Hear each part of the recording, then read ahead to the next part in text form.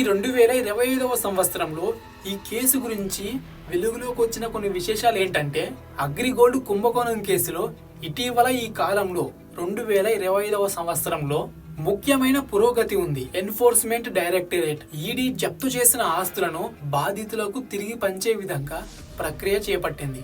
2025 ఫిబ్రవరిలో ED attach చేసిన ఆస్తులు 3,339 కోట్ల విలువైన ఆస్తులను విడుదల చేయడానికి కోర్టు అనుమతిచ్చింది. ప్రస్తుతం వాటి మార్కెట్ విలువ 6,000 కోట్లకు పైగానే ఉంది. అలాగే ఈ సంవత్సరం 2025 జూన్ నెలలో ఈడీ మరో 611 కోట్ల విలువైన ఆస్తులను ఆంధ్రప్రదేశ్ సిఐడికి అప్పగించింది. వాటి ప్రస్తుత విలువ 1000 కోట్లు. ఇప్పటి వరకు ఈడీ 3,950 కోట్ల విలువైన ఆస్తులను బాధితులకు పంపిణీ చేసే విధంగా ఏర్పాటు చేసింది. ఈ కుంభకోణంలో ఏపీ, తెలంగాణ, కర్ణాటక బాధితులు చాలా ఎక్కువ ఉన్నారు. ఈ కుంభకోణంలో ఈడీ మొత్తం 36 మంది నిందితులను అరెస్టు చేసింది. 2024 నవంబర్ మరియు 2025 ఫిబ్రవరిలో వారిని కోర్టు ముందు పెట్టింది. ఆ తర్వాత కోర్టు ఆదేశాల మేరకు జప్తు చేసిన ఆస్తులను వేలం వేసి ఆంధ్రప్రదేశ్ ఫైనాన్షియల్ ఎస్టాబ్లిష్మెంట్ డిపాజిటర్ల రక్షణ చట్టం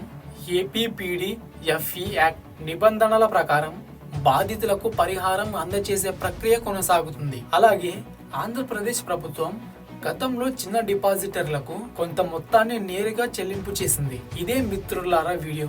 ఈ వీడియో నచ్చితే మన వీడియోని లైక్ చేయండి, షేర్ చేయండి, అలాగే మన ఛానల్ని సబ్స్క్రైబ్ చేసుకోండి. మరో కొత్త వీడియోతో మీ ముందుకు వస్తా.